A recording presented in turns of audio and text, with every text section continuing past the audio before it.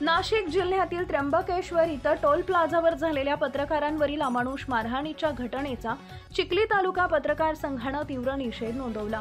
आज 22 सप्टेंबर 2025 रोजी तहसील कार्यालयासमोर पत्रकार संघाकडून मुख्यमंत्री देवेंद्र फडणवीस यांना उद्देशून निवेदन तहसीलदार मार्फत देण्यात आलं आहे।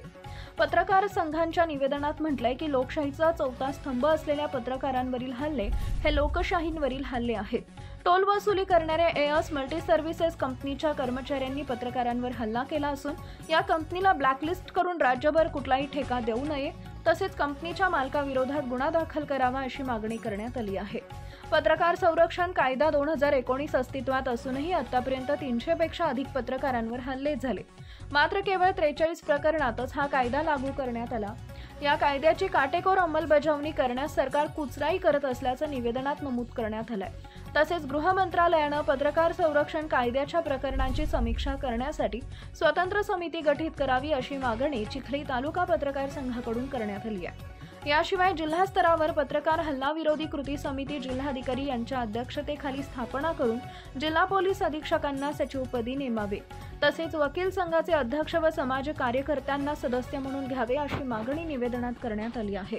याप्रसंगी निवेदन देताना चिखली तालुका पत्रकार संघाचे अध्यक्ष नितीन फुलझाडे, उपाध्यक्ष भिकू लोळगे, सचिव महेश गोंधणे, कोषाध्यक्ष छेटू कांबळे यांच्यासह ज्येष्ठ सदस्य संतोष लोखंडे, कैलास गाडेकर, रवींद्र फोलाने, इफ्तेकार खान, योगेश शर्मा, उद्धव पाटील, कमलाकर खेडेकर, सत्य कुटे, सय्यद साहिल, रमीज राजा, राजू बिडवे, शेख साबीर, प्रवीण डोंगरदिवे, सोनू गायकवाड आदी पत्रकार उपस्थित होते।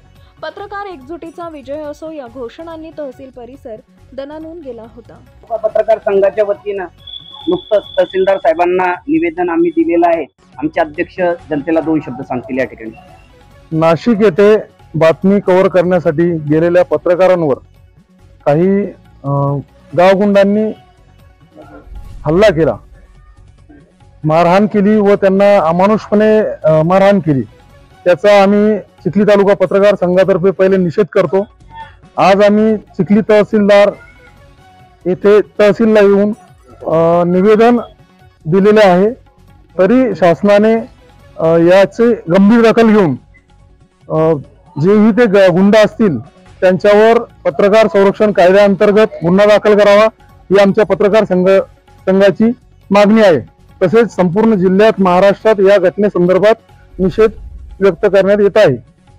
पत्रकार एकजुटीचा विजय असो, पत्रकार एकजुटीचा विजय असो, पत्रकार एकतेचा विजय असो, पत्रकार एकतेचा विजय असो, पत्रकार एकजुटीचा विजय असो, पत्रकारांवर झालेल्या हल्ल्याचा